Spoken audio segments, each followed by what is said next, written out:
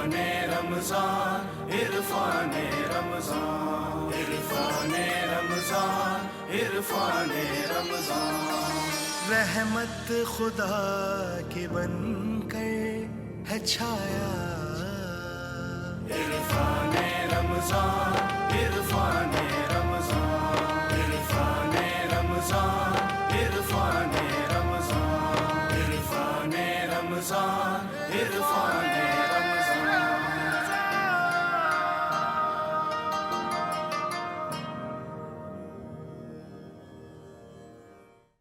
سلامتی ہے ان آنکھوں پر جو ہدایت پہ نظریں جمائے بیٹھی ہیں، ان کانوں پہ جو ذکر خیر کے منتظر رہتے ہیں، اور ان قدموں پہ جو ہدایت کی راہ پہ گامزن ہیں۔ السلام علیکم ورحمۃ اللہ وبرکاتہ۔ تمام تعریفیں خدائے بزرگ و برتر کے لیے جو وحد لا شریک ہے، نہ کوئی ثانی نہ کوئی ہمسر۔ درود لا محدود محبوب رب الودود، راحت العاشقین مراد المشتاقین حضرت محمد مصطفیٰ، آپ کی آل پاک، آپ کے جانثار انصار اور اصحاب پر۔ زرمن آپ دیکھ رہے ہیں پروگرام الف لام میم عرفان رمضان کی خوبصورت کڑیاں ہیں۔ میں آپ کا میزبان محمد اویس ربانی تہہ دل سے آپ کو کہتا ہوں خوش آمدید۔ یہ بات تو ہو چکی اور بارہا ہو چکی کہ اسلام ضابطہ حیات ہے، وہ بھی مکمل کامل۔ الیوم اکملت لکم، یہاں سے ساری بات ختم ہو گئی۔ اب وہ جو بچیاں، بہنیں، بیٹیاں گھروں میں ہیں، یا کسی غرض سے سفر کرتی ہیں، یا کسی اور طبقے میں نوکری کر رہی ہیں، ہر طرح کے ماحول کے لیے، پھر اس گھر کے لیے کہ جو چاہتا ہے کہ مل جل کے سب رہیں، اور پھر اس گھر کے لیے کہ جہاں سیپریشن یا پھر آئسولیشن کا قانون ہے، اسلام کیا فارمولا دیتا ہے؟ اسلام کس طرح کے گھر کو پسند کرتا ہے، اور کس طرح کے گھر میں خاتون خانہ کو پسند کرتا ہے؟ کیا مزاج، کیا انداز اور کیا لب و لہجہ ہونا چاہیے؟ کیا اصول ہیں، کیا حقوق ہیں اس بہن بیٹی کے کہ جو گھر میں کام کرتی ہے، گھر میں رہتی ہے، یا باہر تشریف لے جاتے ہیں؟ خواتین و حضرات، میں آج اس اسلام کی ہی بات کر رہا ہوں کہ جس میں جناب ام المومنین حضرت خدیجہ الکبریٰ سلام اللہ علیہا تجارت فرماتی تھیں، اور اسی اسلام کی بات کر رہا ہوں کہ جہاں جناب سیدہ فاطمہ الزہرا سلام اللہ علیہا و بیہا، آپ نے پردے کی اس حد تک تعریف فرمائی ہے کہ خود آپ نے اپنی رخصت جنازے کے عالم کو بھی اس حد تک ڈھانک کے رکھا ہے کہ لوگ اس کی مثالیں دیتے ہیں۔ لہٰذا میں آج ان دونوں فارمولیز کو کس طرح سے پریزنٹ کر سکوں گا آپ کے سامنے، آپ کے سوالات کیا لے سکوں گا، عورت کا اسلامی معاشرے میں کردار کیسے واضح کر سکوں گا، عورت کا گھر میں حقوق کا خزانہ کیسے آپ کے سامنے رکھ سکوں گا، شادی سے لے کر رخصتی تک کے معاملات، اور اس کے بعد اگر علیحدگی کا موقع آ جائے تو کیا ہوگا، ایک ایسی فیملی میں عورت کیسے رہے گی کہ جہاں پہ بہت سارے خاندان کے لوگ رہتے ہیں، جوائنٹ فیملی سسٹم میں۔ میں نے آج ان تمام ضروری انتہائی سنجیدہ پہلو پہ نگاہ جمائے رکھنی ہے، سوالات برسائے رکھنے ہیں، اور آج کے اس پروگرام میں ہمیشہ کی طرح میں کہتا ہوں زینت ہے ہمارے لیے پاکستان میں تمام بہترین چینلز میں بھی اعلیٰ ترین ٹرانسمیشن آپ کو یہاں اس لیے نظر آئے گی کہ علماء کرام کی توجہ، خصوصی موجودگی، اور انتہائی پیارے چہرے، ایسے چہرے کہ جن سے آپ پورا سال ہی حدت لیتے ہیں علم کی، مگر رمضان میں تو کیا ہی بات ہے۔ میں خوش آمدید کرنا چاہتا ہوں، تشریف فرمائیں پروگرام میں۔ اعلیٰ مزاج، اعلیٰ کردار، اعلیٰ گفتگو کے مالک، خطابت، فصاحت، بلاغت، ہر چیز پہ عبور حاصل ہے، اس وقت ایک بڑے مدرسے کی سربراہی بھی فرما رہے ہیں، اور اس مدرسے کا نام بھی، اس اسکول کا نام بھی خاص طور سے عمار بن یاسر اسکول آپ نے رکھا۔ جناب قبلہ مفتی نوید عباسی صاحب، السلام علیکم ورحمۃ اللہ۔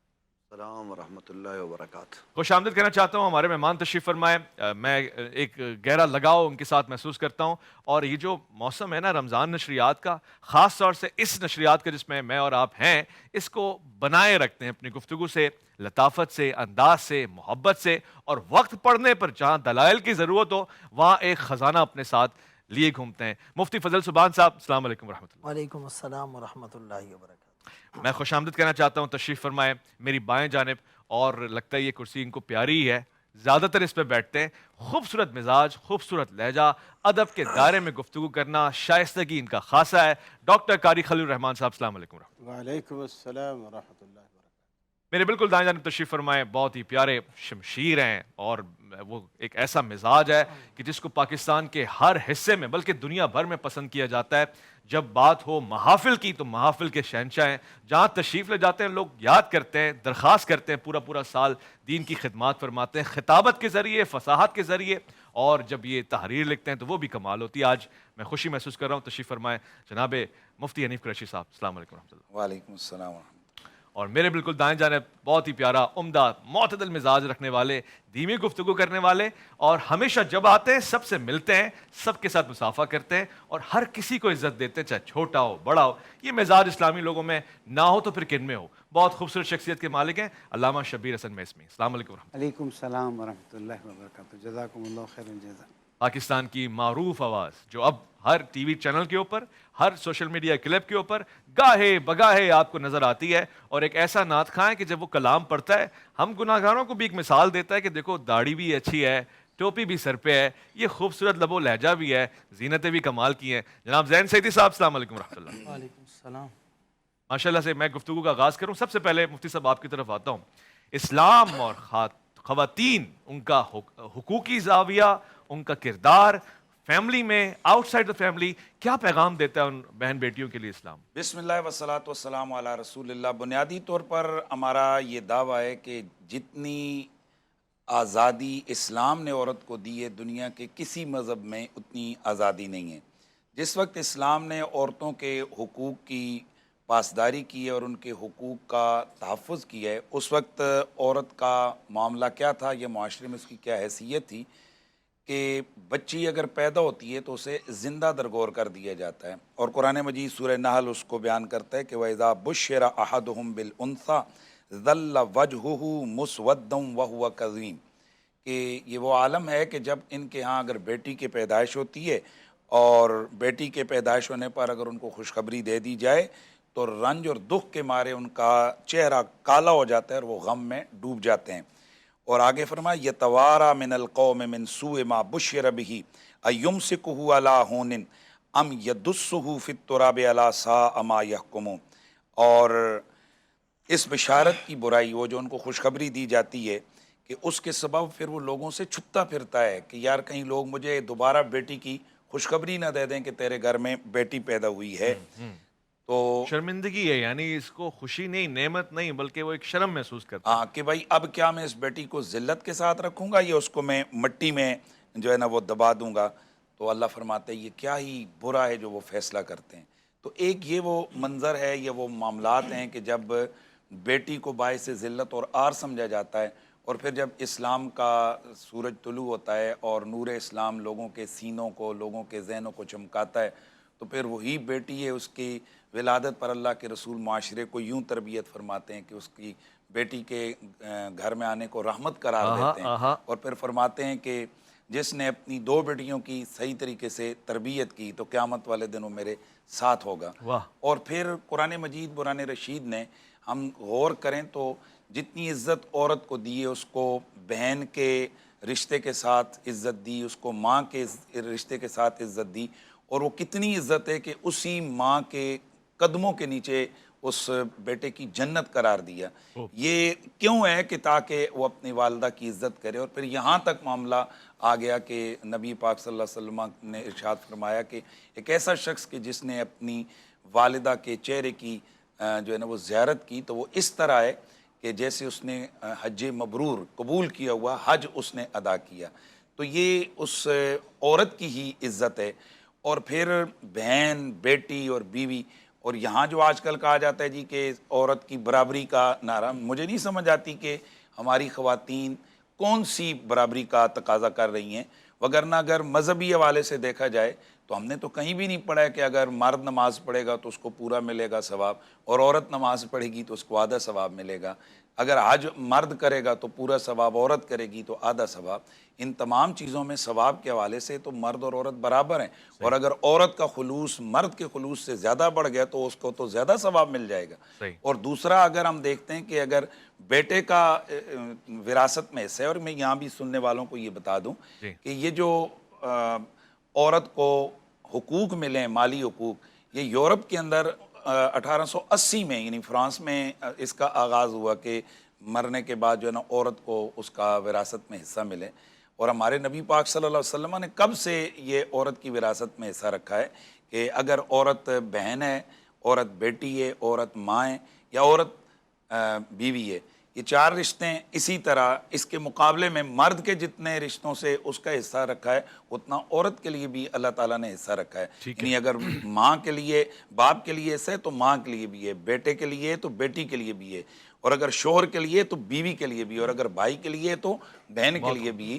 تو اس طرح سے اگر ہم دیکھتے ہیں تو اسلام تو پوری دنیا کے اندر سب سے زیادہ عورتوں کی عزت کرنے والا اور عورتوں کی حقوق کی حفاظت کرنے والا دین ہے. لیکن اس میں ایک چھوٹا سا جملہ ایڈ کر کے آگے بات کو ختم کرتا ہوں کہ حق انہی کو ملتا ہے, عزت انہی کو ملتی ہے کہ جو اس اسلام کے قانون کو مانے.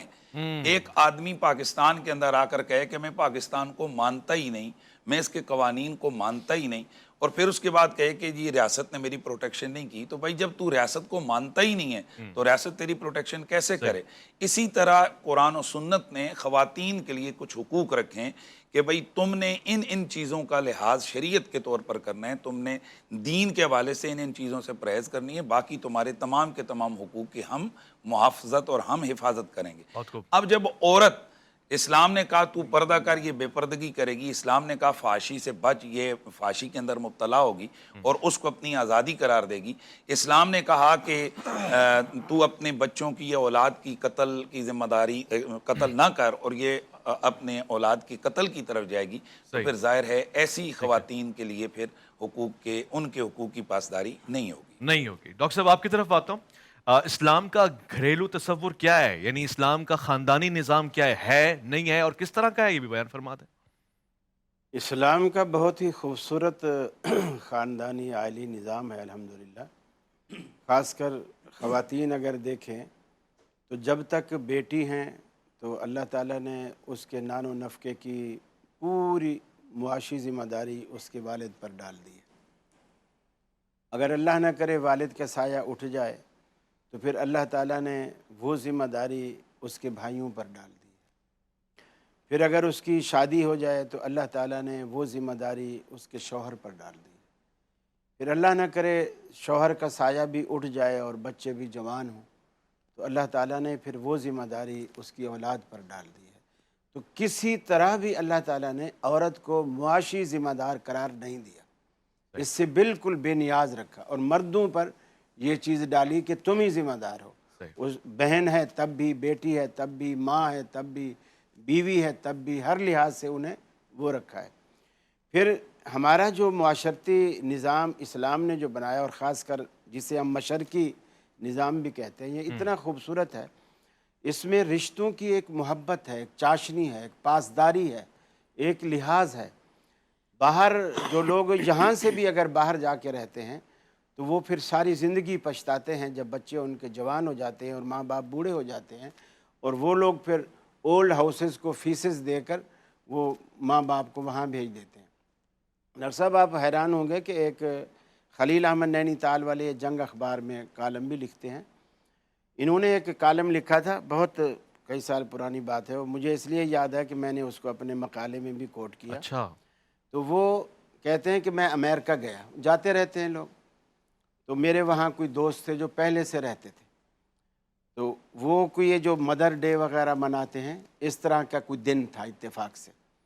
تو میں نے فون کیا دوست کو کہ میں امریکہ آیا ہوا ہوں, تو اس نے کہا مدر ڈے ہے, میرے آج بچے بھی سارے آئیں گے, تو چلو انکل سے مل بھی لیں گے, تم بھی ہمارے ہاں آ جاؤ. تو میں بولے وہاں چلا گیا. وہاں جب گیا تو ان کی وائف تھی اور وہ تھے, اور بچے بعد میں آنے لگے. تو وہ جو آ رہے ہیں جوڑے جوڑے آ رہے ہیں, لڑکا بھی لڑکی بھی بغل میں ہاتھ ڈالے ہوئے, لڑکی نے لڑکے کی بغل میں ہاتھ ڈالا ہوئے اور آ رہے ہیں. تو میں نے دوست سے کہا کہ یار بڑے افسوس کی بات ہے, تو نے بچوں کی شادی کر دی اور مجھے بلایا تک نہیں ہے اور بتایا تک نہیں. اس نے کہا نہیں, میں نے ابھی تک کسی بچے کی شادی نہیں کی. تو میں نے پوچھا یہ کیا ہے یہ جو بغل میں, یہ تو بولے ان کے بوائے فرینڈ ہیں. اللہ اکبر.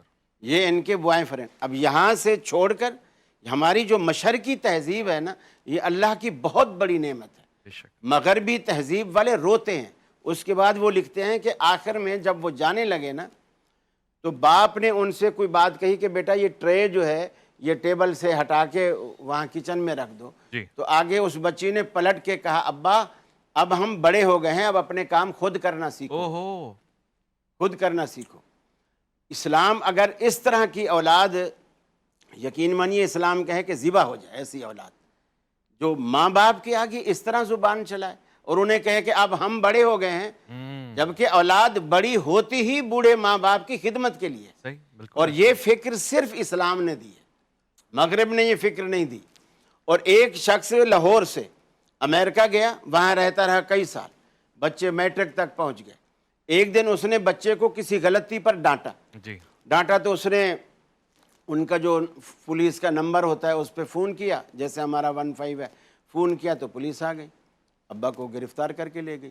ایک دن پورا انہوں نے وہاں رکھا اور دوسرے دن سمجھا بجھا کے بھیجا. یہ بات باپ کے دل میں ایسی بیٹھی کہ اس نے کچھ دنوں کے بعد سب کے پاسپورٹ لیے، بولے ہم گھومنے جا رہے ہیں تو آپ کے لیے سب کے لیے سرپرائز ہے. اور سرپرائز کہہ کر وہ سارے پاسپورٹ لے کے انہوں نے ٹکٹ لی واپسی لاہور کی نا. کسی کو نہیں بتایا کہ ٹکٹ میں نے کہاں کا لیا ہے. اب وہ جو سارے بیٹھ گئے جب ہوائی جہاز میں، اور جب ایئرپورٹ پہ اترے، لاہور ایئرپورٹ پہ گیٹ سے باہر جیسے ہی آیا تو اس نے بیٹے کو پکڑ کے تین چانٹے مارے اور بولا اب بلا باپ کو فون کر. اب کس کو بلائے؟ یہ جو چھوٹے بڑے کی جو تمیز ہے نا، یہ چھوٹے کے دل میں بڑے کا جو لحاظ ہے، یہ ہماری ثقافت اور ہماری تہذیب میں ہے. بالکل صحیح فرمایا. دنیا ترستی ہے، مغرب پورا ترستا ہے. صحیح. ان کو تو اکثر اس لیے ان کے بچوں کے ناموں کے ساتھ باپ کا نام ہی نہیں ہوتا، پتہ ہی نہیں ہوتا ان کو کہ اولاد کس کی ہے. یہ اللہ تعالیٰ کا بڑا احسان ہے ہمارے آئلی نظام میں. پھر دوسری بات یہ ہے کہ جو ساس ہوتی ہے وہ ماں بن کے جو بہو کو ٹریٹ کر رہی ہوتی ہے، اور بیٹی بھی اسے بیٹی بن کے ماں جیسا اس کے ساتھ حالانکہ وہ واجبات میں نہیں ہے، مگر اور دوسرا یہ بھی کہ ہمارے ہاں جو اس نظام میں جو ایک غلطی ہے وہ یہ ہے کہ جب دلہن بیاہ کے دولہا کے گھر چلی جاتی ہے تو پھر اس گھر کا سربراہ میاں ہے، ٹھیک ہے، پھر ماں باپ نہیں ہے. شادی سے پہلے عورت اپنے باپ کی مانے گی، شادی کے بعد شوہر کی مانے گی. اور اسی پر غلطی ہوتی ہے. اور میری بات میں جلدی اب ٹھیک ہے، بات بہت لمبی ہو گئی ہے، بے چین ہو جاتے ہیں، لیکن ایسا نہ کیا کریں، ایسا نہ کیا. بات بہت لمبی ہو گئی ہے حضور. آپ دیکھیے گا، کیلکولیٹ کیجئے گا، قاری صاحب کا بھاری چیز لگا دیں تاکہ پتہ تو رہے. اب اصل میں تیسرے مہمان پہ جانا تھا، لیکن وقفے پہ جائیں گے، لوٹ کر آئیں گے، مزید گفتگو ہوگی. الف لام میم میں آپ کا انتظار ہے.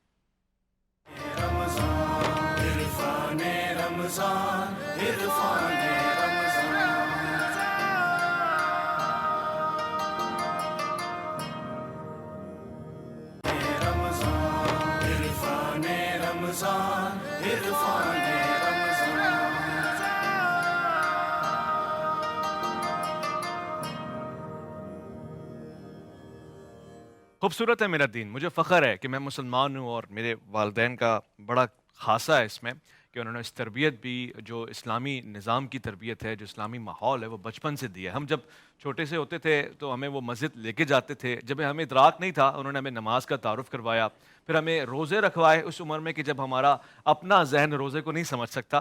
کچھ چیزیں ہمیں نعمت کے طور پہ گھریلو معاملات سے ملتی آئی ہیں. نظام، ماحول، تربیت، یہ ہمیں سکھاتا ہے. اور پھر دوبارہ شکر ادا کرتا ہوں کہ جب شعور آیا، عقل آئی کہ ہم مسلمان ہیں، کہ اللہ نے ہمیں مسلمان پیدا فرمایا، دین کی طرف رکھا، اور دین کے ساتھ ساتھ دنیا کو گزارنے اور رہنے سہنے کا طریقہ ہمیں سکھا دیا.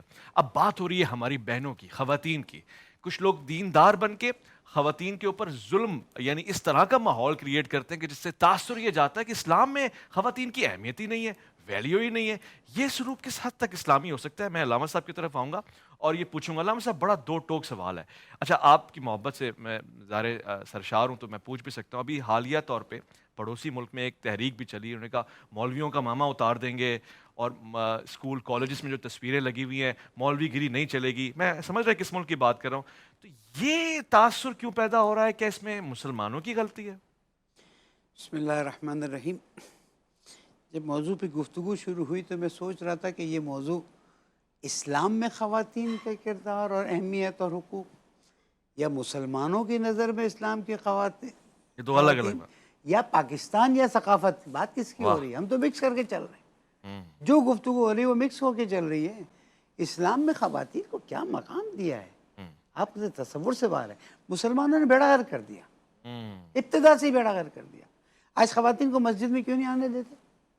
اسلام نے منع کیا ہے. کیوں نہیں آنے دیتے؟ حفاظتی نقطہ کون سی حفاظت؟ وہ پوری دنیا میں نوکری کرنے جائے گی، حفاظت نہیں ہے. مسجد میں آئے گی، مسجد بھی اس کو ڈر لگتا ہے. دیکھیں پلیز کلیئر کریں، اسلام میں خواتین کی وہ اہمیت ہے ان المسلمین والمسلمات، جیسے کہ مفتی صاحب نے بتایا والمومنین والمومنات والقانتین والقانتات. آخر میں اللہ تعالیٰ فرماتا ہے اعد اللہ لہم اجرا عظیما. ایسا ہی ہے بے شک. ڈیوٹیز الگ ہیں، اجر وہی ہے. تو واہ واہ. اسلام میں بات نہ کریں. کوئی 21 گریڈ کا آفیسر ہے، کسٹم میں لگا ہوا ہے، پی آئی اے میں لگا ہوا ہے، ڈیوٹیز الگ الگ ہیں. ہاسپٹل میں لگا ہوا ہے، پے اسکیل اجر ثواب وہی ہے. تو جب اسلام کی بات کرتے ہیں نا، اور اسلام کی بات کرتے ہیں، تو ہم ابتدائی اسلام میں حضرت محمد مصطفیٰ صلی اللہ علیہ وآلہ وسلم کا ذکر کرتے ہیں. وہاں سے ہم مثال لیتے ہیں. بہت اچھی گفتگو رہی کہ جناب اس زمانے میں کیا رہا، لیکن پھر کیا ہوا، آج کیا ہو رہا ہے. کیوں ہم اس بات کو نہیں سمجھتے کہ اسلام ایک باقاعدہ دین کا طریقہ ہے جس میں خواتین کا اپنا ایک کردار ہے، رول ہے، اہمیت ہے، حق ہے. حتیٰ یہاں تک ہے کہ عورت کو کمانے کی ضرورت نہیں ہے. ماں باپ والد ہیں تو وہ کھلائیں گے. شادی ہو گئی تو شوہر پر ہے سارا خرچہ. وہ کمانے جانا چاہتی ہے تو شوہر کی اجازت لے اور چلی جائے، اس میں کوئی مشکل نہیں ہے. آج گھر میں آن لائن کام کر کے وہ کما سکتی ہے، کوئی مشکل نہیں. ہمیں اس کو کلیئر کرنا ہوگا کہ اگر آج خواتین کسی اور ڈگر پہ چل گئی ہیں، کوئی اور نعرہ لگانے لگی ہیں، تو ان خواتین کو وہاں تک پہنچایا کس نے؟ میں نے پہنچایا ہے. صحیح. میں مسلمان. اس لیے ہم خواتین کے لیے بات کلیئر کر دیں کہ آپ اسلام کا مطالعہ کریں اور دیکھیں کہ اسلام میں خواتین کا کیا مقام ہے، کتنی عزت ہے. پھر حضرت آسیہ سلام اللہ علیہ کا ذکر آ جائے گا، پھر جناب مریم سلام اللہ کا ذکر آ جائے گا، پھر حضرت خدیجہ سلام اللہ کا ذکر آ جائے گا، پھر حضرت فاطمہ زہرا سلام اللہ کا ذکر آ جائے گا. یہ سب آئیں گے.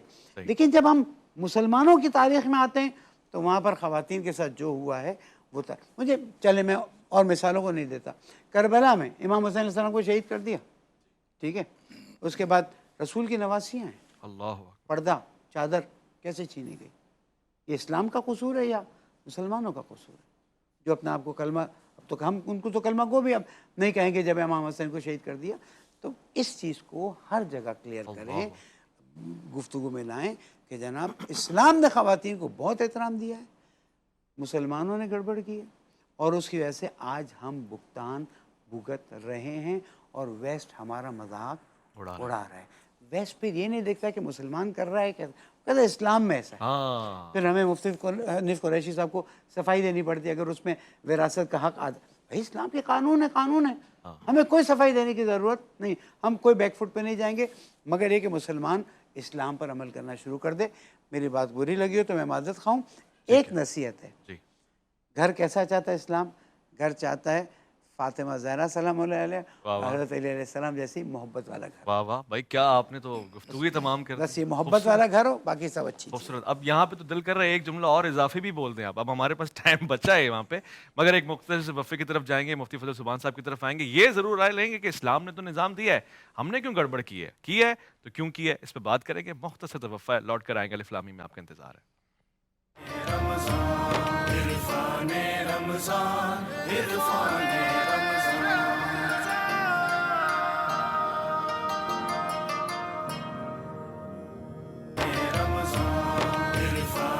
رمضان عرفان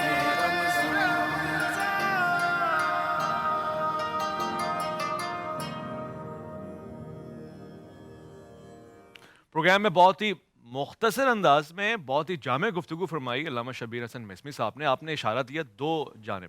آپ نے کہا کہ ان جانبین پہ اگر نگاہ ہو، ایک تو اسلام نے جو نظام دیا اور خواتین کے لیے جو اس نے معیار قائم کیا، اس میں کوئی دو رائے نہیں ہے، بلکہ یورپ بھی اس کو اڈاپٹ کرے گا، کر رہا ہے، کرنا چاہتا ہے، کیونکہ وہ تو بڑا مثالی ہے.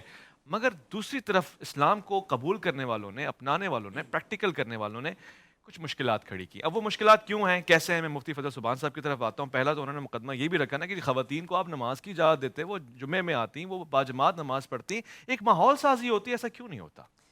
نحمدہ و نصلی علی رسولہ الکریم. دیکھیں عورت کے حقوق کے تو کیا ہی کہنے کہ ان کی سفارش خود رب العالمین نے کی، وعاشروہن بالمعروف.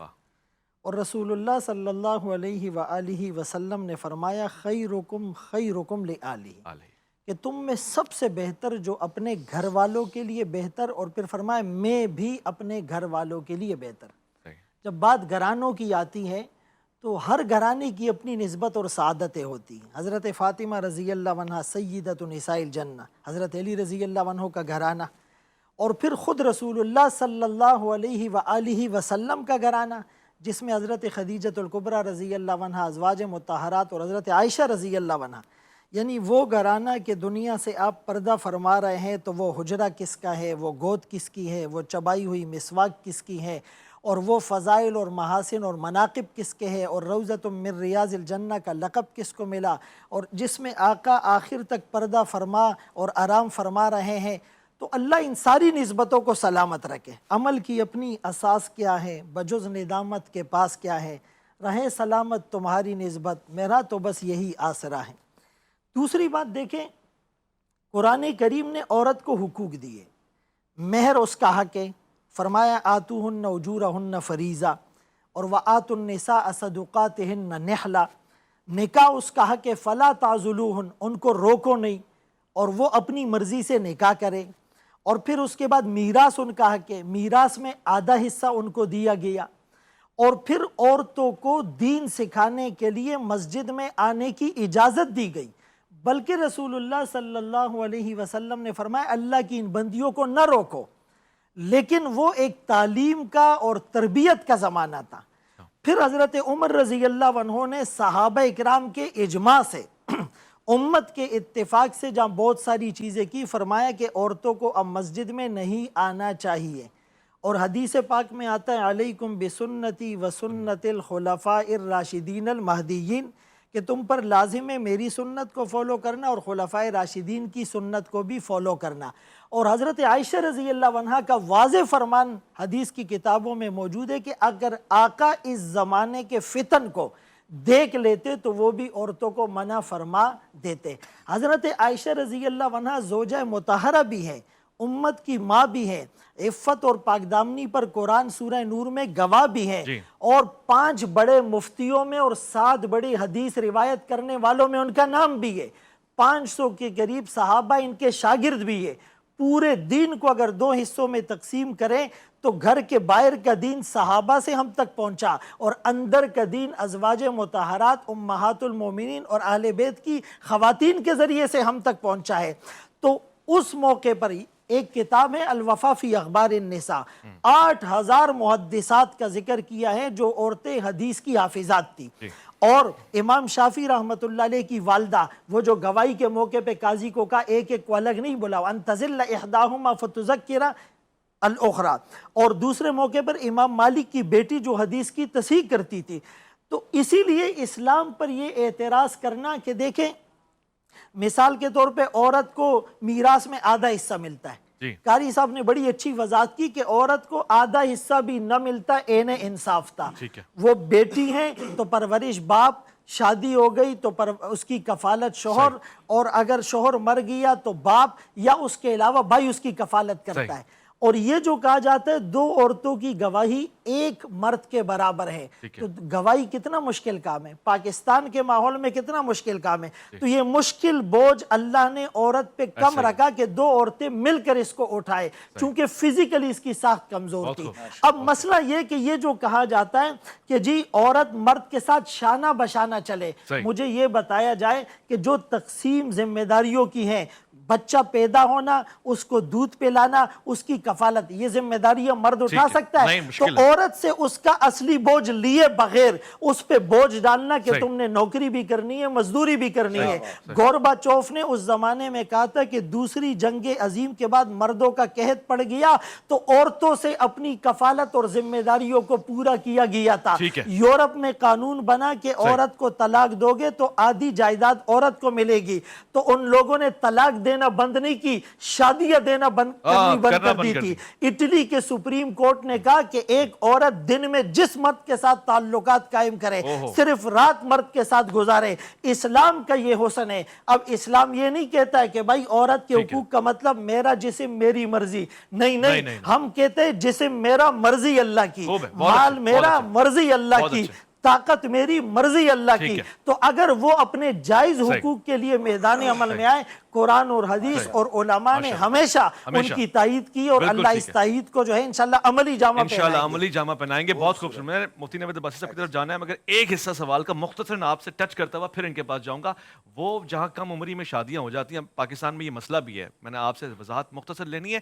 وہاں ایک اشکال کھڑا ہو جاتا ہے کہ جی بچی کی عمر اب یہ 18 سال سے کم ہے، تو کیا پاکستان کے قانون میں کچھ علاقوں میں 18 سال سے کم ہونے پہ بالغ وہ نہیں کنسیڈر ہوتا، یا پھر اس کی شادی نہیں آنے جاتی؟ اسلام اس حوالے سے کیا نقطہ نظر دیتا ہے، ذرا اس کو مختصر واضح فرما دیں۔ اسلام نے کہا ہے کہ بالغ ہونے کے بعد شادی کرے۔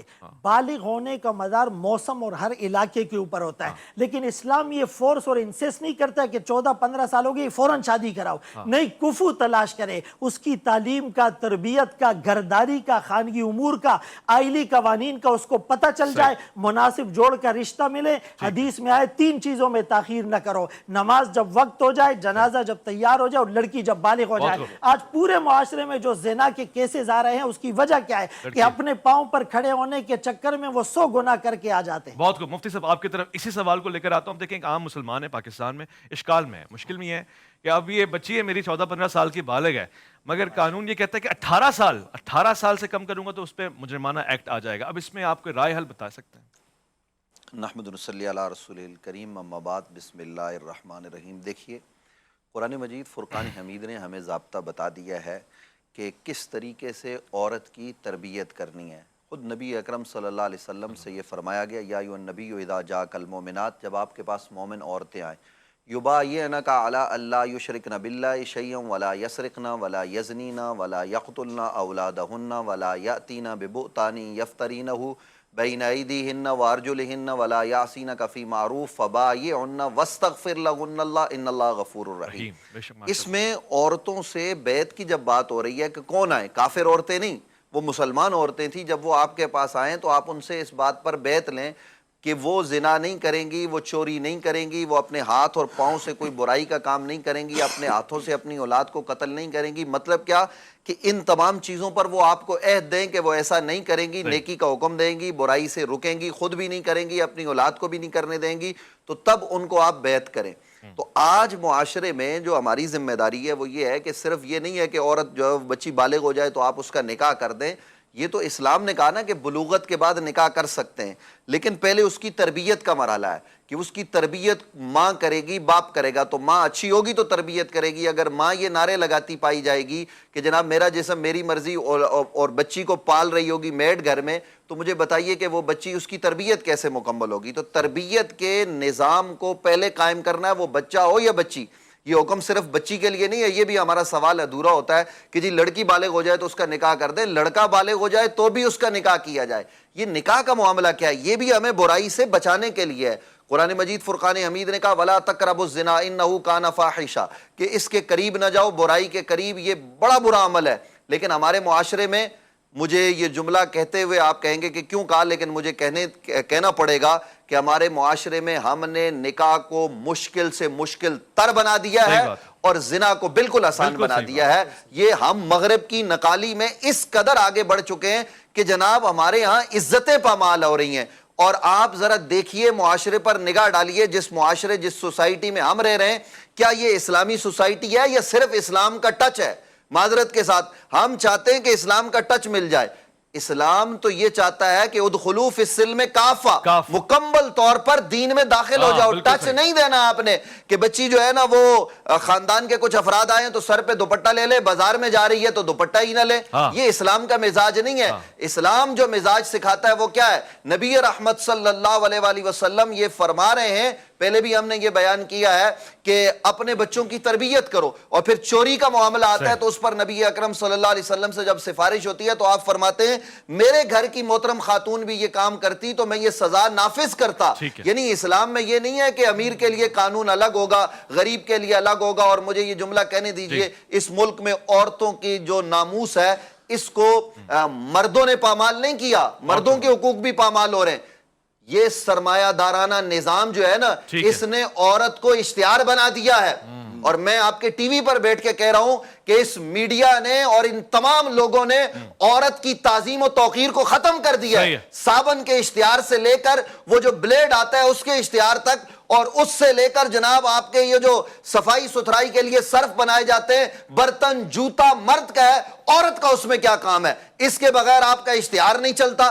کپڑے بیچنے ہیں تو آپ نے اشتہار چلانے، عورت کو تو بے توقیر آپ کے میڈیا نے، آپ کے ملک کے نظام نے کیا ہے۔ اور ہم بات اسلام کی کر رہے ہیں، اسلام تو یہ کہتا ہے عورت کو عزت دو، اس کو اکرام دو، اور اس کے مقام اور مرتبے کو پہچانو۔ نبی اکرم صلی اللہ علیہ وسلم یہ نظام دے کر گئے، اس نظام کو ہم نے پیش نظر رکھنا ہے۔ جب آپ سرمایہ دارانہ نظام پر چلیں گے، جب آپ اس نظام کو پیش نظر رکھیں گے تو پھر یہ تباہی اور بربادی جائے گی۔ ایک مختصر سے وقفے کی طرف جائیں گے۔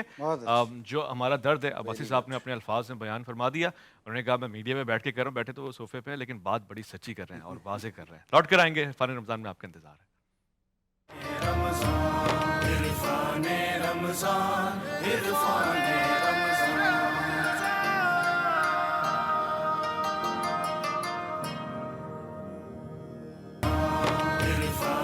رمضان، عرفان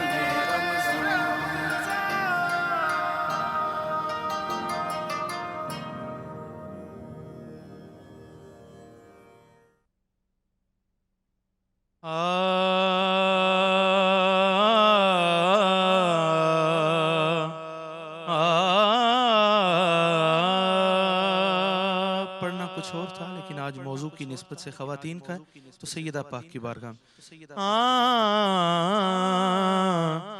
در بطول سے واللہ دکھائی دیتا ہے، وہاں سے عرش معلا دکھائی دیتا ہے۔ بطول نہ بھی چلائیں تو چکی چلتی ہے، بطول نہ بھی چلائیں تو چکی چلتی ہے۔ حسن کا جھولتا جھولا دکھائی دیتا ہے۔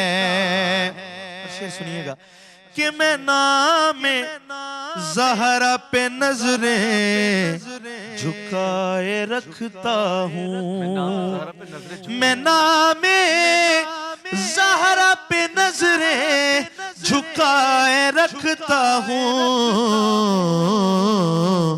اسی لیے مجھے زیادہ دکھائی دیتا ہے، اسی لیے مجھے زیادہ دکھائی دیتا۔ میں نام زہرا پہ نظریں جھکائے رکھتا ہوں، اسی لیے مجھے زیادہ دکھائی دیتا ہے۔ اور میرا یہ یقین ہے، میرا عقیدہ ہے کہ اناج جتنا بھی دنیا میں کھا رہے ہیں یہ لوگ، یہ سارا زہرا کا بٹتا دکھائی دیتا ہے، یہ سارا زہرا کا صدقہ دکھائی دیتا ہے۔ در بطول سے واللہ. اور میں جب بھی زہرا کی تربت کی سمت دیکھتا ہوں وہاں بھی گنبد خضرا دکھائی دیتا ہے.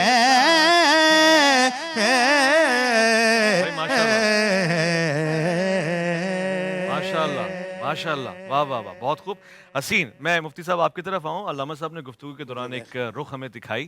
ہم بہت ہی عاجزانہ طریقے سے یہ جاننا چاہیں گے, بات تو بڑی اصول کی ہے کہ جہاں اسلام یہ کہہ رہا ہے کہ خواتین کا وہ مقام, یہ پردہ, وہاں پر رسالت مآب کے 60 یا 61 سال بعد, یعنی یہ جو ہجری کی چل رہی ہے, اس میں یہ والا سلوک بھی ہوا ہے. اس پہ بھی آپ یعنی میں اور آپ گفتگو کر سکتے ہیں اس پہ کہ خواتین اہل بیت کی ان کے ساتھ یہ سلوک کہ چادر کا چھینے جانا اور اس طرح کا سلوک؟ دیکھیں انہوں نے جو ایک بات کہی ہے کہ بھئی مسلمانوں نے عورتوں کے ساتھ اچھا سلوک نہیں کیا, تو بات یہ ہے کہ کسی بھی معاشرے پر یا کسی قوم پر حکم ایک شخص یا ایک واقعے کی وجہ سے لگانا یہ قرینے قیاس نہیں ہے. سوال تو یہ ہے کہ جن لوگوں نے خواتین کے ساتھ وہ سلوک کیا تو پھر تاریخ نے یا مسلمانوں نے ان کے ساتھ کیا سلوک کیا. آج اگر ہم یزید کے ساتھ بغض رکھتے ہیں, یزید کو اتنی صدیوں کے بعد بھی لعنت بھیجتے ہیں اور اس یزیدی فوج کو ہم درندوں سے زیادہ گندا سمجھتے ہیں, اور ہم ان کے یوں سمجھتے ہیں کہ جو یوں کہتے ہیں کہ جو کام انہوں نے کیا وہ کافر بھی نہیں کرتے ہیں, تو یہ کس وجہ سے ہے کہ انہوں نے وہ غلط کام کیا تو تب تو گویا وہ ہم مسلمانوں کی مثال نہیں بن سکتا. مسلمانوں کی مثال کیا بنے گا؟ وہ رسول اللہ کے صحابہ کے دور میں مسلمانوں کی خواتین کو جو عزت ملی, اس کے بعد جو اسلامی نظام نے خواتین کو عزت دی, اور پھر وہ دور کے ایک عورت جتنا مرضی لمبا سفر کرے وہ سونے سے لدی ہوئی جائے تو کوئی آنکھ اٹھا کر اس کی طرف نہیں دیکھتا. تو یہ بھی اسلام کا حسین دور ہے. اور آج کے زمانے میں قریب تر مثلا ہمارے پڑوسی ملک کے اندر گو کہ ہم اس کو کلیتاً شرعی حکومت نہیں کہتے کہ وہی اس میں ساری چیزیں, لیکن ظاہراً انہوں نے اسلام کے نفاذ کی بات کی گزشتہ طالبان دور میں. تو آپ بتائیں کہ کرائم زیرو پہ چلے گئے, اور ایک عورت کابل سے آتی ہے جناب بارڈر لائن تک تو وہاں اس کو کوئی آنکھ اٹھا کر بھی نہیں دیکھتا ہے. تو اس کا مطلب یہ ہے کہ میں نے وہ جو پہلے بات کی تھی وہ یہی ہے کہ ہم نے اسلام پر یعنی خواتین نے اسلام پر عمل کرنا جب سے چھوڑا ہے تو اس وقت پھر محسوس ہوتا ہے جی کہ ان کو حقوق نہیں ملے, ورنہ اسلام کل بھی عورت کی عزت کا محافظ تھا اور آج بھی عزت. خوبصورت. لائیو کالر ہمارے ساتھ ہیں, ان سے سوال جواب بھی لیں گے. کوشش کیجیے گا موضوع پہ رہیے گا, اور عمدہ ترین موضوع ہے آج کا, ہماری بہن بیٹیوں کے حقوق کی بات ہو رہی ہے. السلام علیکم ورحمۃ اللہ وبرکاتہ. السلام علیکم جی کون صاحب کہاں سے کیا فرمائیں گے؟ لائن ڈراپ ہو گئی, سلام کر کے چلے گئے, شکریہ. وعلیکم السلام. دوسری کال ہمارے ساتھ, ان سے بھی ہم پوچھیں گے کیا فرمائیں گے. جی السلام علیکم. وعلیکم السلام سر, خوش نصیبی ہے سر, سارے علماء کرام موجود ہیں, میرے لیے بھی دعا کریں, بہت مہربانی ہوگی. سوال میں بات یہ کہنا چاہتا ہوں کہ جس طریقے سے رمضان کے مہینے میں بہت آسانیاں لوگوں کے لیے لوگ پیدا کرتے ہیں, تو 11 مہینے جو باقی رہ جاتے ہیں, ہلو جی جی جی جی بہت پیاری بات. تو کیا ہم سب کو یہ زور نہیں دینا چاہیے کہ ہم 11 مہینے میں بھی ایسی رحمتیں تھوڑی سی بھی اگر بکھیریں تو بڑا مسئلہ حل ہو جائے. عوام جو غریب عوام یا پریشان عوام ہے, بھلے جن کا کام ہے وہ کرے نہ کرے, ہم سارے بھائی لوگ مل کے یہ کام کر سکتے ہیں. اور ایک چھوٹی سی بات اور یہ ہے یار کہ اس کا کوئی اور مطلب نہیں, اکثر میں نے لوگوں کو دیکھا کہتے ہوئے کہ یار میں ادھر نماز نہیں پڑھتا ادھر نہیں پڑھتا, تو یہ کیا لوگوں نے اس طرح کی مذاق بنا رکھا ہے. سارے علماء کرام اس کا جواب ضرور دینا, پہلے یہ مس ہو چکا ہے مجھ سے. اچھا ہے, کائنڈلی مہربانی ہوگی. بہت پیارا بہت پیارا, شکریہ. آپ نے دونوں باتیں رکھی ہیں, میں دونوں کے جوابات دے لوں گا. ایک اور کالر ہمارے ساتھ. السلام علیکم ورحمۃ اللہ. وعلیکم السلام ورحمۃ اللہ وبرکاتہ. ماشاء اللہ, خوش آمدید. کون صاحب کہاں سے؟ جی میں عبد الغفار بات کر رہا ہوں کراچی سے. عبد الغفار منڈی کے قریب. جی جی جی میرا پہلا سوال تمام علماء کرام سے یہ ہے کہ آج کل بہت سارے موضوعات پر تو بات ہو رہی ہے, لیکن خواتین کے پردے کے حوالے سے جو بات سبحان اللہ بالکل خواتین خاص کر شاپنگ وغیرہ میں یا عید کی خوشیوں میں جو پردے کے حوالے سے ہے نا, تو وہ بالکل اس بات کو بھول چکی ہے اور یہ بات بالکل پس پش ڈال دی ہے. بالکل عبدالغفار صاحب صحیح فرمایا. جی جی جی. دوسری بات یہ کہ قاری خلیل صاحب سے سوال ہے میرا کہ غیر مقلد حضرات جو ہے وہ تو 4 ائمہ حضرات پر تنقید کرتے رہتے ہیں، لیکن ہر بات میں وہ امام بخاری رحمہ اللہ کی روایات وغیرہ کو لاتے ہیں. تو اب امام بخاری رحمہ اللہ جو تھے وہ تو خود ان کے بارے میں آتا ہے کہ وہ تو شافعی المسلک تھے، تو وہ خود بھی تو کسی امام کے پیچھے چل رہے تھے. واہ واہ. تو لہٰذا اس کے بارے میں بھی ان کی کیا توجیہ وہ کرتے ہیں وہ بھی سوال ہے. ٹھیک ہو گیا. عبدالغفار صاحب یہ بتائیں کون سی مسجد میں نماز پڑھاتے ہیں؟ چلے گا جو یہ عالم آدمی ہے جی، بڑی ریسرچ کر کے. وہ قاری صاحب سے بات کرنا چاہتا ہوں. قاری صاحب کے حوالے میں ایک بات کرنا چاہتا ہوں. وہ جو بات ہوئی ابھی مفتی صاحب نے بھی کی، میرے ذہن میں ایک بات آ گئی. 3 سوال ہیں میرے پاس. محبت کی باتیں کرنے دیں، آپ کو بھی مزہ آئے گا. یہ جو ہور تھے نا، حضرت ہور، وہ جو لشکر یزید سے حضرت امام حسین کی طرف آئے، اس کی وجہ آپ کو پتہ ہے؟ جو ہمارے یہاں کچھ روایات میں یہ ملتا ہے کہ وہ جب اس نے راستہ روکا تو حضرت امام حسین علیہ السلام نے اس سے یہ کہا کہ تجھے تیری ماں روئے. تو اس نے جواب میں یہ کہا کہ غصہ اس کو آیا، لیکن اس نے جواب میں کہا کہ میں آپ کی ماں کو یہ نہیں کہہ سکتا، ادب ہے، میں احترام کرتا ہوں. تو وہ جو اس نے جناب سیدہ کا احترام کیا، اس احترام کی وجہ سے وہ دوزخیوں سے نکل کے جنتیوں میں. ایسا ہی ہے، ایسا ہی ہے. یہ احترام جنہوں نے کیا اس زمانے میں بھی کیا، اور جو آج بھی احترام کرتے ہیں اس گھرانے کا، تو ان کو عظمتیں ہی ملتی. یعنی یہ بھی مثالیں اسلام میں موجود ہیں کہ احترام کیا ہے. بہت خوب. اور میں آپ کی دی ہوئی جرت سے پھر اب دیکھیں نا بات آگے چلی جائے گی. ایک ایسی بھی جنگ ہوئی ہے جس میں حضرت امیر المومنین حضرت علی خلیفہ ہیں، آپ نے احترام فرمایا ام المومنین کا. وہ بھی ایک مثال ہے. یعنی جہاں ہم خواتین کی بات کر رہے ہیں اکرام کی، اس کے اختتام میں کس طریقے سے آپ پیش آئیں، ایک مثال ہے دنیا کے لیے. ایسا جری، ایسا بہادر اور ایسا خلیفہ جو راشد بھی ہے. ڈاکٹر صاحب آپ سے سوال پوچھ لیا انہوں نے، 3 سوالات ہیں، وہ پڑھ کے آئے ہیں باقاعدہ. ایک تو مجھے نے سنا آخری، وہ آپ کا ہی ہے. ہاں بالکل، ہاں وہی سنا ہے میں نے. دیکھیے، ایک ہوتا ہے روایت لینا اور ایک ہوتا ہے کسی کی بات ماننا. اگر روایت امام ابو حنیفہ رحمۃ اللہ علیہ، امام مالک، امام شافعی، امام احمد بن حنبل، امام جعفر صادق اگر کوئی روایت بیان کرتے ہیں اور اس کڑی کو رسول اللہ صلی اللہ علیہ وسلم تک ملاتے ہیں تو وہ بات ان کی ہے ہی نہیں. وہ بات وہ بیچ میں کڑی ضرور بنے ہیں بات سننے کی اور ہم تک پہنچانے کی، لیکن وہ بات رسول اللہ صلی اللہ علیہ وسلم کی کہلائے گی، اور اسی کو ہم مرفوع روایت بھی کہتے ہیں. ہم اس وقت تقلید کہتے ہیں جب کوئی شخص کہے کہ میرے نزدیک یہ بات ایسے ہے اور میں کہوں آمنا و صدقنا. یعنی اس کے پیچھے دلیل کوئی نہیں، سند نہیں، رسول اللہ کی بات نہیں. وہ عدلہ اربعہ کے ماننے والے یہ سارے میری یہ رائے ہے. ہاں امام بخاری اگر کہے کہ جی میری یہ رائے ہے تو ہمارے نزدیک اس کی بھی وہی حیثیت ہے جو دیگر کے اقوال کی ہے. صحیح، بہترین ہو گیا. اچھا، ایک سوال ہمارے پاس آیا تھا علامہ صاحب، اس کا جواب بھی لے لیتے ہیں ہم. یعنی اس نے کہا کہ خواتین کا بازار میں جانا، اس کو کس طرح سے دیکھا جاتا ہے؟ دیکھیں، مسئلہ ایک نہیں ہے، مسئلے بہت سے ہیں. جب تک معاشرے میں دینی اقدار کو رواج نہیں دیں گے، امر بالمعروف اور نہی عن المنکر جو حکم قرآن ہے اس پر عمل نہیں کریں گے، ادعو الی سبیل ربک بالحکمت والموعظۃ الحسنہ وجادلہم باللتی ہی احسن پر عمل نہیں کریں گے، ٹونٹ کر کے کرٹیسائز کر کے نتیجہ نہیں ملے گا. ہمیں اپنی ماؤں، بہنوں، بیٹیوں کو یہ بات سمجھانی ہوگی، پردہ تم پہ پابندی نہیں ہے، پردہ تمہارے احترام کے لیے. اچھا، ایک جملہ کہتا ہوں اور آپ اس پہ ذرا غور کیجیے گا. دنیا میں کوئی عورت بھی ایسی آپ کو نہیں ملے گی جو پردے کی قائل نہ ہو. اچھا، یہ میرا چیلنج ہے ٹیلی ویژن. وہ جو نکل کے آتے ہیں موم بتی مافیا والے، میں آپ کو بتاؤں، وہ بھی پردے کی قائل ہے. اچھا، اگر وہ موم بتی مافیا پردے کی قائل نہ ہوتی ننگی آ جاتی. وہ اتنا کیوں چھپاتی ہے؟ چھپاتے ہیں، کچھ کم چھپاتے ہیں، کچھ زیادہ چھپاتے ہیں. اب میں نے باتیں کر دی نا آپ کو. صحیح، بہت خوب. پردہ تو سب کرتے ہیں، بہت خوب. ورنہ جہاز میں بغیر کپڑوں کے بیٹھ جائے نا. اور میں ایک جگہ چینل پہ بیٹھا تھا، ایک خاتون بالکل بے پردہ تھی. میں نے کہا آپ اس طرف ہو جائیں، میں بڑے باعث ہیں آپ. میں اس کو کیا کہوں کہ تو جو باعث بن کے اللہ کے حکم کے بارے میں نے نہیں کہا کچھ، احترام کر. دیکھیں، میں آپ کو ایک بات بتاتا ہوں، پردے کا ہر کوئی قائل ہے. کم اور زیادہ کا مسئلہ ہے، آپ سمجھا دیں کہ بھائی اس طرح سے. اور اگر بچیوں کی بچپن سے تربیت کریں گے نا، تو وہ جیسے آپ کپڑے پہنا رہے ہیں اور شوق سے پہنتی ہے، اسی طرح میرے ساتھ ایک چینل پہ بھی ایک خاتون تھی، ہر روز حجاب کر کے آتی لیکن بہت اچھے انداز میں آتی تھی. میں کہتا ہوں یہ بہت اچھا طریقہ کار ہے، جس سے لوگ رغبت. پردے کے لیے ہمیں ایک پوری جہاد کرنا ہوگا. ماؤں بہنوں بیٹیوں کو احترام کے ساتھ سمجھانا ہوگا.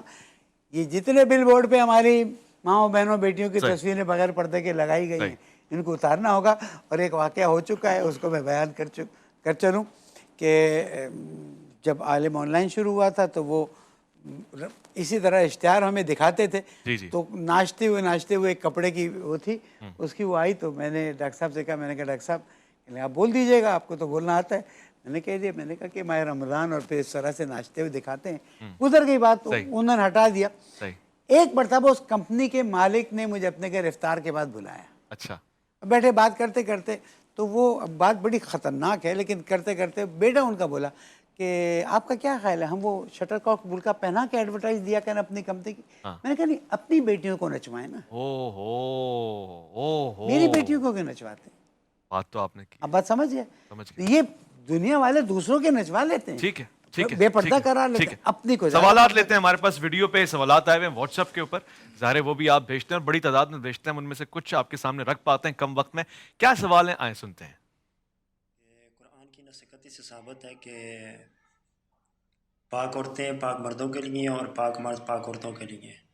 اور یہاں پہ ذہن میں ایک سوال آتا ہے اور کسی نے سوال مجھ پہ کیا, میں آگے یہ میڈیا کے ذریعے تمام دوستوں تک پہنچ جائے گا, سن بھی لیں گے, وضاحت بھی ہو جائے گی.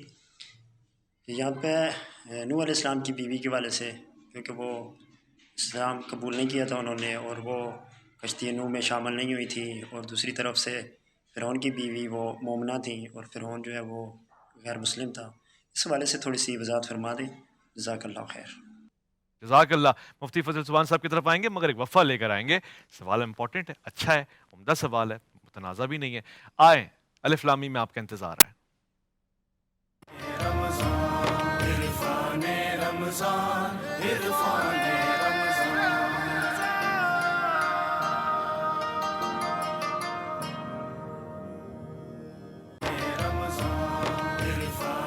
رمضان عرفان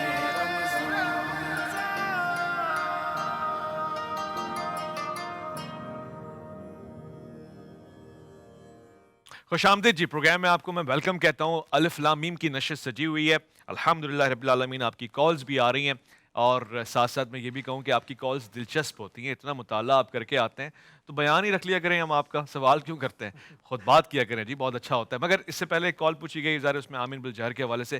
تو جی قاری صاحب نے بھی آپ کو روایت سنا دی ہے اس کے حق میں کہ باآواز ہونا چاہیے آمین. مفتی صاحب نے بھی روایت سنا دی ہے اس کے حق میں کہ آواز سے نہیں ہونا چاہیے. اب میں مفتی فضل سبحان صاحب کی طرف آتا ہوں.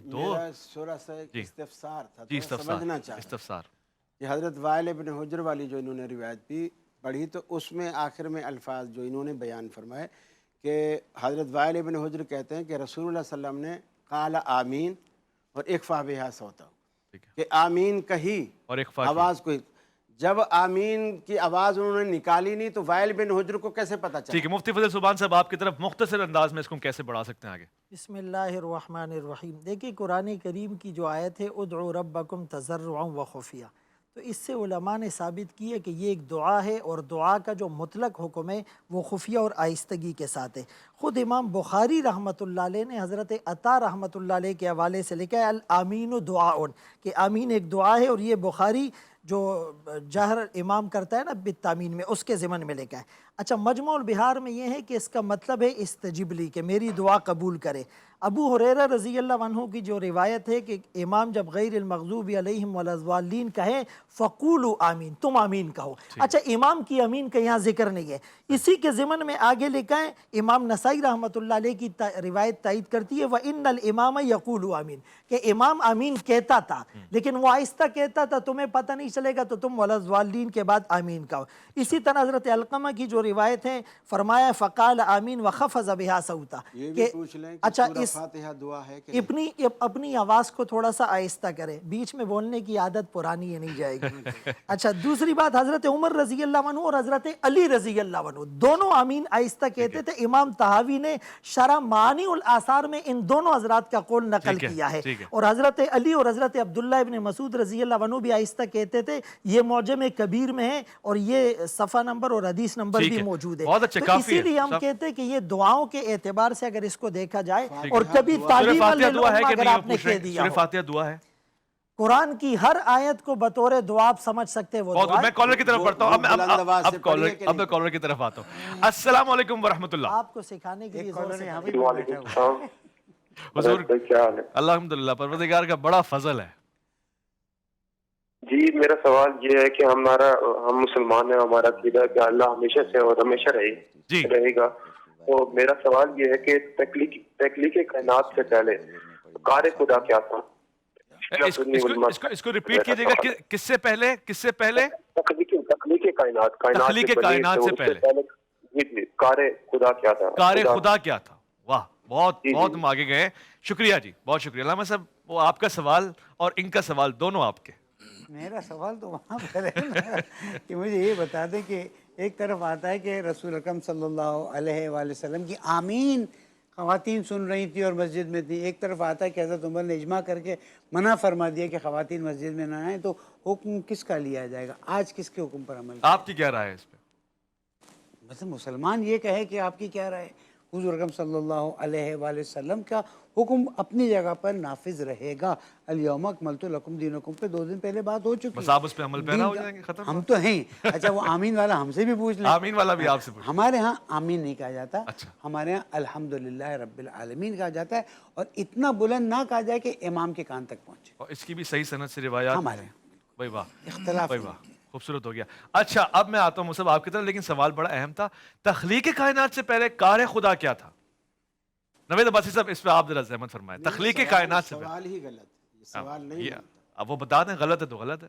دیکھیے گزارش یہ ہے کہ اللہ رب العالمین نے قرآن مجید فرقان حمید میں ہمیں جو چیزیں بتائیں, وَإِذَا أَخَذَ اللَّهُ مِيثَاقَ النَّبِيِّينَ لَمَا آتَيْتُكُم مِّن كِتَابٍ وَحِكْمَةٍ, یعنی ابھی کائنات کی تخلیق نہیں ہوئی تو اس سے پہلے اللہ رب العالمین نے انبیاء کی ارواح کو جمع کیا, سب ارواح کو جمع کیا. یہ ایک نظام تھا. اب وہ کیسا تھا جتنا ہمیں بتا دیا گیا اتنا ہمیں پتہ ہے کہ اس میں اللہ رب العالمین نے عہد لیا, میثاق لیا. وَإِذَا أَخَذَ اللَّهُ مِيثَاقَ النَّبِيِّينَ لَمَا آتَيْتُكُم مِّن كِتَابٍ وَحِكْمَةٍ ثُمَّ جَاءَكُمْ رَسُولٌ مُصَدِّقٌ لِّمَا مَعَكُمْ لَتُؤْمِنُنَّ بِهِ وَلَتَنصُرُنَّهُ قَالَ أَقْرَرْتُمْ وَأَخَذْتُمْ عَلَىٰ ذَلِكُمْ إِصْرِي قَالُوا أَقْرَرْنَا قَالَ فَاشْهَدُوا وَأَنَا مَعَكُمْ مِنَ الشَّاهِدِينَ. اس آیت کے ذیل اور ضمن میں یہی کہہ سکتا ہوں کہ اللہ رب العالمین اس کائنات کی تخلیق سے پہلے بھی عظمت مصطفیٰ کے چرچے خود بھی فرما رہا تھا اور انبیاء سے بھی کروا رہا تھا. اس سوال کرنے والے کو یہ عرض کروں گا, قرآن کی ایک آیت ہے وَإِذَا رَأَيْتَ الَّذِينَ يَخُوضُونَ فِي آيَاتِنَا فَأَعْرِضْ عَنْهُمْ حَتَّى يَخُوضُوا فِي حَدِيثٍ غَيْرِهِ. ایسی مجالس میں بھی جانے اور بیٹھنے سے منع کیا گیا ہے جو آیات الہیہ میں تقدیر میں غوطے لگاتے ہیں. رسول اللہ صلی اللہ علیہ وسلم جب باہر آئے اور صحابہ تقدیر پہ بات کر رہے تھے تو آپ نے وہاں بھی ناراضگی کا اظہار کیا تھا. پہلی بات تو یہ. دوسری بات یہ دیکھیں کنفیوژن نہ پیدا کی جائے. اللہ کے رسول صلی اللہ علیہ وسلم کی بات ہی مانی جائے گی, اور وہ حدیث میں آیا ہے کہ فَقْتَدَوْا بِالَّذَيْنِ مِن بَعْدِ ابا بکر و عمر. میرے بعد ابو بکر اور عمر کی اقتداء کرو. علیکم بسنتی و سنت الخلفاء الراشدین. لیکن افلا یتدبرون القرآن ام علی قلوب اقفالها, تو قرآن میں تدبر کا بھی حکم آیا ہے. تو اگر کسی کے ذہن میں سوال ہے یہ سوال دہرا دیجیے. تخلیق کائنات سے پہلے کار خدا کیا تھا وہ کہہ رہے ہیں. اصل میں خدا کی ذات وحدہ لا شریک ہے, وہاں پہل اور بات کی کوئی بات ہی نہیں. اس لیے آپ ان باتوں کو پریشان ہوئے بغیر جواب دے دیں کہ تخلیق کائنات اللہ تعالیٰ کی ذات کی جب بات آتی ہے نا, وہاں پر انسانی عقل بے بس ہے. انسانی عقل جو یہ بھی نہیں سمجھ سکتی ہے. 1 منٹ دے دیں گے جی کہ اس کائنات کے بعد کیا ہے؟ اینڈ ہے, گر جائے گا انسان, خالی ہے, سپیس ہے, یا پھر کائنات ہے. انسانی عقل کو محدود بنایا گیا ہے. وَيَسْأَلُونَكَ عَنِ الرُّوحِ قُلِ الرُّوحُ مِنْ أَمْرِ رَبِّي وَمَا أُوتِيتُم مِّنَ الْعِلْمِ إِلَّا قَلِيلٌ. بھائی بہت خوبصورت اور فرمایا گیا وَيَقُولُونَ مَتَىٰ هَٰذَا الْوَعْدُ إِن كُنتُمْ صَادِقِينَ قُلْ إِنَّمَا الْعِلْمُ عِندَ اللَّهِ. تو میں چاہوں گا کہ جتنا علم دیا جا رہا ہے اس کو لے لیں, جو اللہ کے رسول دے دے وہ لے لو. اچھا جی کالر ہے ہمارے ساتھ کافی سار سے, اور بہت سارے ہو گئے. سوال کریں, اگر منع نہیں کریں گے تو یہ بھی سوال کریں گے کہ جی ٹی وی والوں بتاؤ اس وقت اللہ کیا کر رہا ہے. نہیں ایسا نہیں کرنا ہے. اس طرح گمراہ کے سوالات ہیں, اس کو راستہ ہی روکنا چاہیے. جی بالکل صحیح. جی السلام علیکم ورحمۃ اللہ. کون صاحب کہاں سے؟ ہاں کون صاحب؟ جی میرا ایک سوال یہ ہے کہ جتنے بھی آپ پاس بیٹھے ہوئے اور سب لوگ نہیں, آپ کی آواز صحیح نہیں آ رہی, کنیکشن ٹھیک نہیں ہے پیارے بھائی. دوبارہ سے کریں اور کوئی مستحکم کنیکشن. ٹی وی بند کر دیں, ٹی وی اور بیوی اس وقت پروگرام میں نہیں, آپ کوشش کریں دور رہیں, ڈسٹینس میں بات کریں. جی السلام علیکم ورحمۃ اللہ. وعلیکم السلام ورحمۃ اللہ. جی فیصل بات کر رہا ہوں میں کراچی سے. ہاں واہ واہ کیا بات ہے, کون صاحب؟ فیصل بات کر رہا ہوں. فیصل کیا بات ہے, بتائیں سوال کیا ہے؟ جی سر میرے ایک ریکویسٹ ہے, سارے علماء حضرات بیٹھے ہوئے ہیں, جی جی یہ سارے علماء فکر کے لوگ بیٹھے ہوئے ہیں, جی جی, تو ان سب سے میری ایک ریکویسٹ ہے جی جی, کہ جس طرح اللہ آپ کا بھلا کرے, ایران میں جیسا اسلامی انقلاب آیا ہوا ہے, صحیح ہے, افغانستان میں اسلامی انقلاب آیا ہے, صحیح ہے نا, تو اسی طرح ہمارے ملک میں بھی جو ہے یہ نظام آنا چاہیے. اور اس کے لیے لازم ہے کہ ہم جتنے علماء حضرات بیٹھے ہیں سب سے پہلے یہ متفق ہو جائے کہ اپنی مسجدوں سے یہ فقہی نام جو ہے نا, یہ امام جو یہ ہے امام ابو حنیفہ, یہ جو فلاں میں مسلک کا نام لے رہا تھا, یہ اچھا ٹھیک, نہیں کسی کو بھی آپ, یہ مسجد فلاں کی, پیارے بھائی فیصل آپ کا سوال پہنچ گیا, آپ کا سوال پہنچ گیا, میں آپ کی نیتوں پہ شک نہیں کر رہا. دیکھیں میں آپ سے بھی یہ کہتا ہوں, محبوب سے بھی یہ کہتا ہوں, سب سے کسی کو بھی آپ اٹیک نہیں کریں نام لے کے, یہ کوئی فیل کرے تو پھر وہ غلط بات ہو جائے گی نا. آپ فرضاً کوئی بات کہتے ہیں وہ زیادہ اچھا. آپ نے اسلامی انقلاب کی بات کی ہے, یہاں بیٹھا ہوا ہر شخص یہ چاہے گا کہ اسلامی انقلاب آئے اور اسلام کا بول بالا, کوئی بھی اس سے اختلاف نہیں کرتا. ہمارا کردار کیا ہے, ہم سے بات کریں گے. اور یہ نشست سوال جو آپ کے لیے فقہی شرعی سوال پوچھ لیں, آسان رکھیں, مختصر وقت میں علماء آپ کو اسلامی انقلاب کیسے لا کے دکھائیں گے یہ مجھے آپ بتائیں. آپ 5 سال کوئی نہیں کر پاتا ہے پورے. ووٹ تو مولویوں کو دیتے نہیں ہیں, ہاں, اور انقلاب چاہتے ہیں مولوی لائے. ہم مطالبہ کرتے ہیں پاکستان میں اسلامی انقلاب کر کے انقلاب آئے, اور ہم اس کے لیے متفق ہیں, متحد ہیں, اس میں تو کوئی اختلاف ہی نہیں ہے. واٹس ایپ پہ ہمارے پاس سوالات آئے ہیں, وہ لے لیتے ہیں. کیا کہتے ہیں وہ؟ ایک دوست ہے, اس نے نا 10 سال کے اندر 3 بار طلاق دی ہے. ایک مرتبہ طلاق دی, 1 مہینے بعد, 1 مہینے سے پہلے اس نے رجوع کر لیا. پھر دوسری 4 سال بعد پھر اس نے طلاق دی, پھر 1 مہینے سے پہلے رجوع کر دیا. ابھی اس نے 4 سال پھر اپنی بیگم کو طلاق دی ہے. تو ابھی وہ بولتے ہیں طلاق ہو گئی, ابھی رجوع نہیں ہو سکتا. تو انہوں نے پوچھا اہل حدیث مولوی سے پوچھا, انہوں نے بولا رجوع نہیں ہو سکتا. اور دیوبندی اور بریلویوں سے پوچھا, انہوں نے یہ بولا کہ حلالہ کریں ہو سکتا ہے. تو اس کا ضمیر خود نہیں مانتا, نہ اس کی بیگم, نہ وہ خود ان کا ضمیر مانتا کہ حلالہ کریں. تو قرآن و حدیث کے سے بتائیں اس کا کوئی حل ہو سکتا ہے. میرا سوال ڈاکٹر قاری خلیل الرحمان صاحب سے ہے, اور ساتھ میں علامہ حنیف قریشی صاحب سے ہے. بہت شکریہ, بہت پیارا سوال ہے. ایک آدمی ہے ریپیٹر کی طرح طلاقیں دے رہا ہے, اب اس کا کیا کریں؟ 3 موقع وہ پورے استعمال کر چکا ہے. یہ سب کے نزدیک مغلظہ واقع ہو چکی ہے, تینوں طلاقیں واقع ہو چکی ہے, عورت اس پر حرام ہے. ٹھیک ہے, حتیٰ تنکح زوجان غیرہ میں حلالہ نہیں ہے. وہ یہ ہے کہ جس طرح اس عورت کا پہلا نکاح ہوا تھا بغیر کسی ساز باز کے, اسی طرح اس کے ماں باپ کی مرضی سے, اس کی مرضی سے دوسری جگہ کہیں نکاح ہو جائے, اور اتفاق سے سال 6 مہینے 2 سال 4 سال بعد پھر اس کی بھی نہیں بنی, اتفاق سے اس نے چھوڑ دی, پھر پہلا خامند اور وہ عورت اگر چاہتے ہیں اور ان کا ولی بھی چاہتا ہے تو ان کا دوبارہ نکاح ہو سکتا ہے. اسی کو لوگوں نے آرٹیفیشل حلالے کا طریقہ بنا لیا, جبکہ حلالے کے لیے اللہ کے رسول نے فرمایا لعن اللہ المحلل والمحلل لہ, حلالہ کرنے والا اور کرانے والا دونوں پر خدا کی لعنت. اللہ اکبر, اللہ تعالیٰ بچائے. صاحب اس پہ کیا رائے ہے آپ کی اور اس حلالے کی حیثیت؟ دیکھیں مسئلہ وہی ہے جو انہوں نے بیان کیا ہے کہ 3 دفعہ اس نے جب طلاقیں دی ہیں مغلظہ بائنہ واقع ہو چکی ہے. باقی حنفی کسی کو پکڑ کر حلالہ نہیں کرواتے ہیں کہ بھئی لازمی حلالہ کرو. تو ہم تو یہ کہتے ہیں کہ بھئی اس نے طلاق دے دی ہے تو طلاق کیوں ہوتی ہے؟ جدائی کے لیے ہوتی ہے, اس کو چھوڑنے کے لیے ہوتی ہے. یہ پھر واپس آ کر کرنے کا کیا مطلب ہے؟ ہاں ہم یہ اس کی حوصلہ افزائی نہیں کرتے ہیں کہ اٹھو اور مذاق بناؤ, 2 دن جناب پہلے طلاقیں دو, پھر لڑکی کو مجبور کرو اور وہ جا کر حلالے کرے. ہم نے کب اس کی حوصلہ افزائی کی ہے؟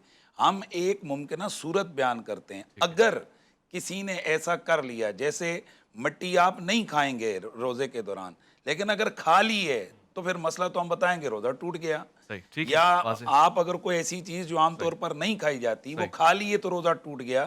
ہم یہی کہتے ہیں کہ اگر اس طرح ہو گیا, کسی نے وہ کر لی شادی اور اس کو طلاق دے کر پھر عدت گزار کر پہلے سے کر لی, تو اب کیا وہ اس کے لیے جائز ہے یا نہیں ہے؟ اب ہم کہیں گے کہ اس کے لیے نکاح کرنا جائز ہے. ہم کب کہتے ہیں کہ بھئی اٹھو اور پکڑ کے حلالے شروع کر دو؟ واضح ہو گئے. 2 آپ نے موقف سن لیے, اس کی وجوہات بھی آپ نے سن لی ہے. ہم جا رہے ہیں اذان کے اوپر. لاہور کی اذان, عقل بھی یہی کہتی ہے جس نے قصور کیا ہے سزا بھی ٹھیک ہے, لاہور کی اذان کی طرف چلتے ہیں, واپسی لوٹ کر بھی اسی کا نکالو. عرفان رمضان عرفان رمضان